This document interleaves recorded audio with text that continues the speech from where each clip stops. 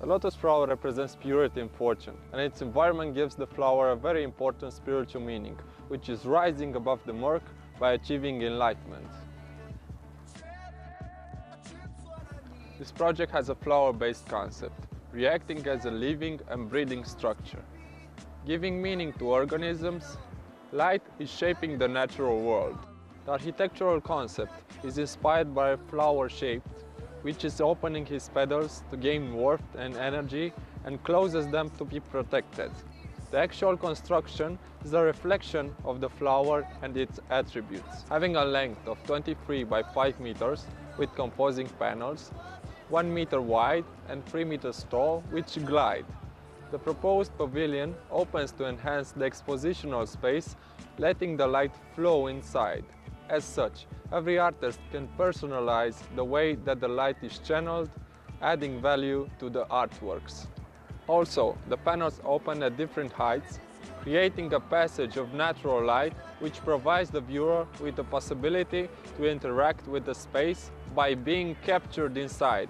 At dusk, the pavilion displays a series of solar passageways, creating a sensation of a living organism, a sculptural object in its right, a landmark for the space. Natural materials such as wood, rubber, cloth compose the structure. By using this type of materials, we try to achieve a concept of eco-architecture, helping the understanding and development of this movement. Placed around the world's public spaces. By creating summer workshops, the pavilion brings people together, solving social problems through live art and exposition, creating an active space which is both cultural and artistic. Through the language of art, minorities are presented to society in a different light. One of the pavilion's most expressive features is to allow people to interact with the space.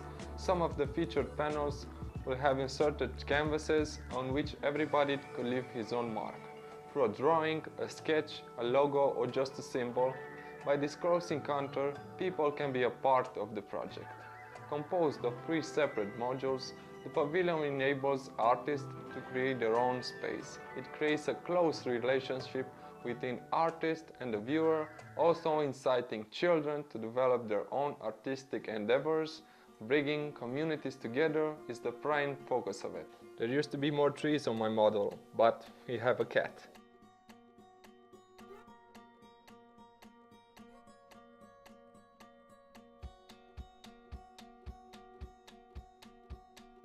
ELP proposes a flexible concept, promoting an articulated circuit through the world's biggest cities. Artists have the chance to travel from one place to the other, experiencing the multicultural diversity as they take part in the massive artistic kaleidoscope brought up by the pavilion.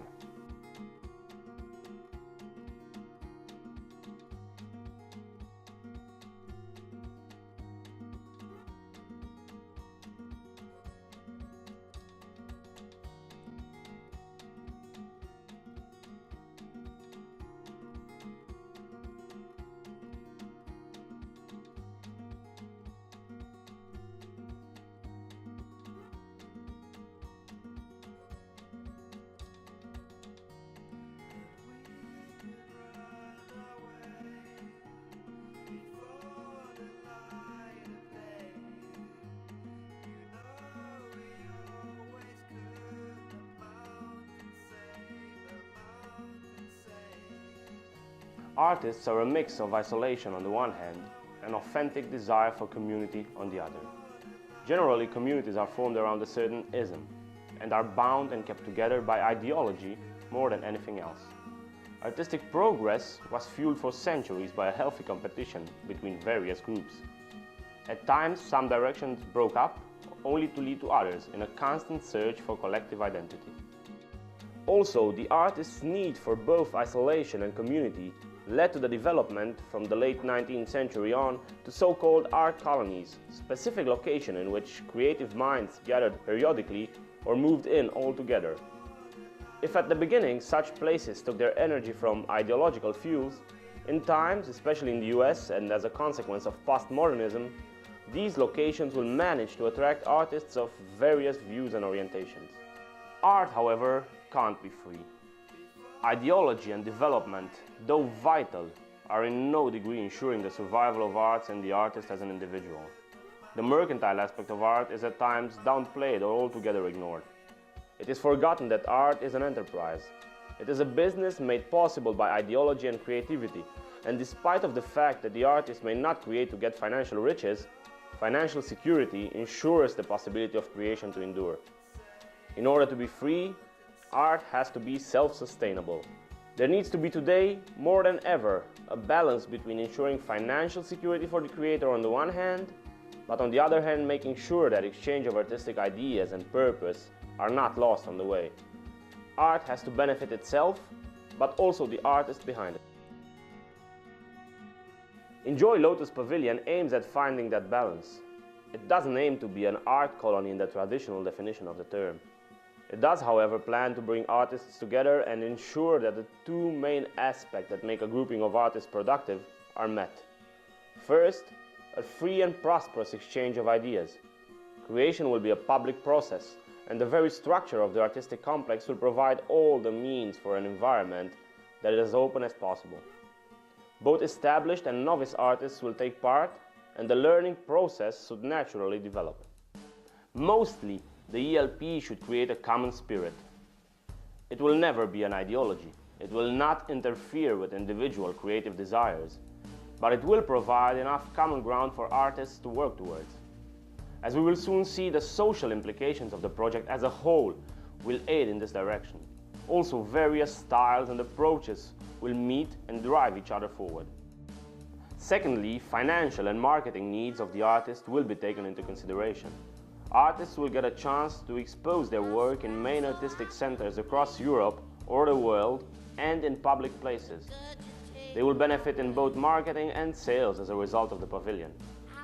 Additionally, they will be promoted online through project portals and will have a chance to show their entire portfolio and past achievements and works.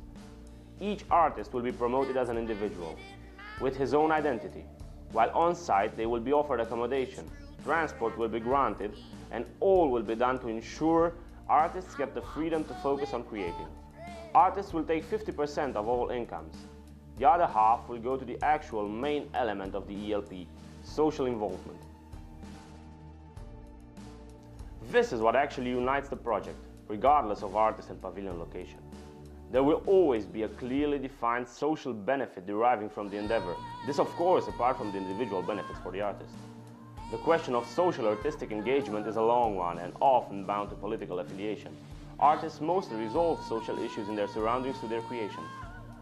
The approach is often not a practical one, but rather an exposure of theoretical ideas. Diego Rivera, for instance, attempted to bring socialism closer to the masses. Also, the surrealists were supporting communist ideas but didn't do much practical social work. The artist's assumed role was rather to educate the people than be a drive behind practical change. This should not be seen as criticism. Artists often lack the means to get involved personally, and this, in the end, shouldn't even be their problem as creators. But art should benefit the greater good of humanity. Art as a principle should break from strictly aesthetical drives and become an engine for ethical issues. This cannot be a forced process and has to be mutually beneficial. It must also be understood that the social engagement derived from the ELP is not a charity one, but rather programmatic. Resources will not be invested directly into aiding certain people, but rather into programs that may offer constructive solutions to negative aspects in our society. Being more than a one-time event, it will be able to address issues for prolonged periods of time. Also, the fact that multiple locations will host pavilions will invariably bring these issues closer to societies that may not have otherwise even acknowledged them in the first place, creating a European or even worldwide social conscience that may drive change even more than the actual project itself. The ELP may be considered a battery, an inexhaustible source of positive energy in which society can tap to and move forward. Art is not altered. Artistic freedom is entirely kept. The results, however, are channeled directly into areas of need rather than just being a source of profit for galleries and collectors or just dissipating into the void of the cultural world. The ELP attempts to create a symbiotic relation between art and social change. Artistic productions will directly benefit society. art may actually drive change directly. All this while the artist, as an individual, is respected, and his work may be marketed and sold. His name is not lost in the midst of it all. These principles are applicable throughout our planet and are not restricted by any political differences.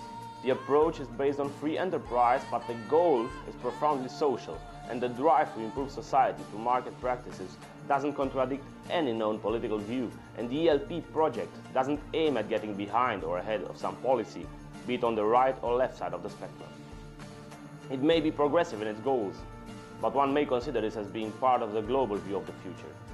As such, the project does apply on a global scale. The first social aspect addressed by the ELP refers to the issues connected to certain behaviors of the Roma population. One thing must be set clear before any further explanation. There are two problems that stop a constructive solution to this. First, one whereby the Roma minority in itself are an issue, another whereby there is no Roma issue. Any objective solution needs to find a middle ground, also disregarding to the fullest any racist approaches. The Roma minority has been an oppressed one for centuries. For the greatest part of its history, it's been an enslaved population. Once released from slavery somewhere around the mid-19th century, the Roma population has only been positively regarded for certain activities considered characteristic for it: metalworking, crafting, ceramics, and so on. Activities which actually were the only loopholes that this population could use to freely survive. During communism, this population was forcefully moved to urban environments without any prior ability to adjust to the new lifestyle. With the return to democracy came a resurge of nationalistic ideas and discrimination characterized by the stereotypical blame of Romas for most social issues in countries with such a population. This exacerbated after the immigration increased from Eastern European states after they joined the EU. Currently, the Roma population has become the biggest ethnical issue in Europe. This considering also the risk of neo-fascist rises in European nations. They are to be integrated into what is considered standard for the societies they live in. Education is not granted in their language, and overall they are seen as an unadjusting population or even as a menace. The truth is that, lacking any solutions, Romas form a great deal of the organized crime networks in Europe, this leading from prostitution to beggar networks. These networks are a main cause of problems that are financed by European citizens. Attempting to reintegrate Roma beggars back into functional society must be a goal, and in order to be able to do this, one must attempt to stop the money flow. Results must be measurable. Let us take the first step. It's the responsibility of Western society. The aspirations of many members of the Roma minority are diminished from early infancy. Their education closes many doors they would otherwise benefit from in life. Also, this leads to many cases of a life of crime, or one where poverty is seen as normal. I want to present you an actual example that may illustrate this situation. Când eram mic, am furat o găină de la părintele din sat și a venit părintele la taică-meu și l-a întrebat pe taică-meu dacă am furat găină. Taică-meu m-a întrebat: "Ciordile, ciricliu, ciordile." Și i-a zis: "Auzi, părinte, că nici n-a văzut-o." Our traditional approach is part of the issue, one of its causes. Just think about what would happen if you didn't spend 30 euros a year on street beggars, but if that money would rather be invested in a constructive solution multiplied by a large number of European citizens.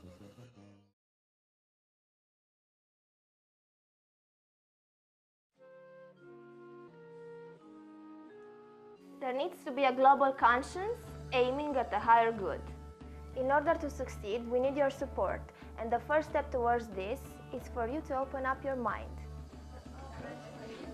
Actions are more than words. Actions drive change. The LAP should be an example that can be followed. It should lead to an awakening of conscience. Envision 100, 500, 1,000 artists working all together, standing behind an idea. All of them improving the world. Support and enjoy Lotus Pavilion! We're meant to be walking free in harmony. One fine day we'll Don't you know the road